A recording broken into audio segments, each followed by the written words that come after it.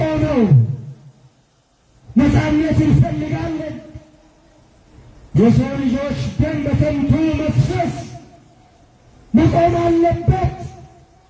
ይሄ ፖለቲካም አይደለም። ነፃነትን መፈለግ፣ ሰላም መሻት፣ እረፍት መፈለግ፣ አመኑት ማለት ፖለቲካ ሳይሆን ሰብአዊነት ነው። ሰው መሆን ነው። አዎ ሊበቃ ይገባል ወገኖቼ። መተሳሰብ ይሻለናል። መተሳሰብ ይሻላል። ደከመን፣ ብዙ ጊዜ ሰማን። እናንተም ፈረዳችሁብን በኛ፣ እናንተም ወቀሳችሁን። እውነት አላችሁ። ግን ለማን የምንነግረው ይሄንን? ማን ነው የሚሰማን ይሄንን?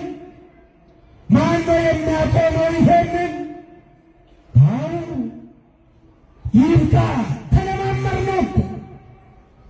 ስንት ሰው ሲያልቅ፣ ስንቶቻችን ስናልቅ ነው የሚቆመው? ይበቃ። ሕዝባችን እረፍት ይፈልጋል፣ ሰላም ይፈልጋል፣ ነፃነት ይፈልጋል። ሞት ሰለቸን፣ በቃን። ደም መፍሰስ ሰለቸን፣ ይበቃል። ሀገሪቷ እረፍት ያስፈልጋታል። ሕዝቡ እረፍት ያስፈልገዋል። ስለኛ ደም ፈሰሰ እኮ፣ በሱቁ ስለኛ ተፈወስን እኮ። ሌላ ደም አያስፈልግም። ሌላ ደም በግፍ ሊፈስ አይገባም።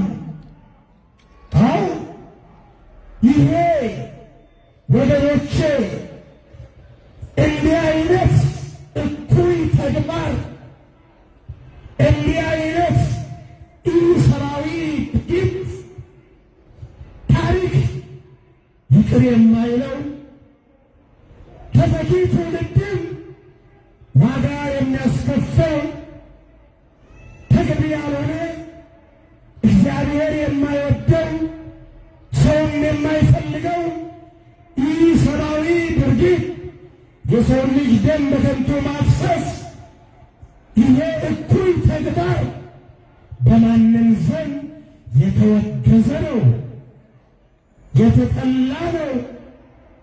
ክርስቲያኖች ክርስትና መከራ፣ ክርስትና ያጠቃታል። በመከራ እንጠነክራለን፣ በመከራ እንበዛለን፣ በመከራ አንቀነስም። አዎ ይሄ በሀገራችን ምዕመናን እግዚአብሔር እንዲሰማን፣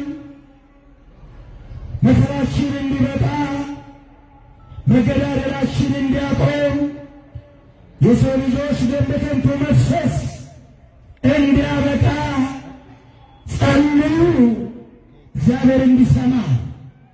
አዎ ሊቃውንቱ ይጸልያሉ፣ ካህናት ይጸልያሉ፣ ምዕመናን ይጸልያሉ። እግዚአብሔር ስለምን ዘገየ? ስለምን አይሰማን? በደላችን በዛ፣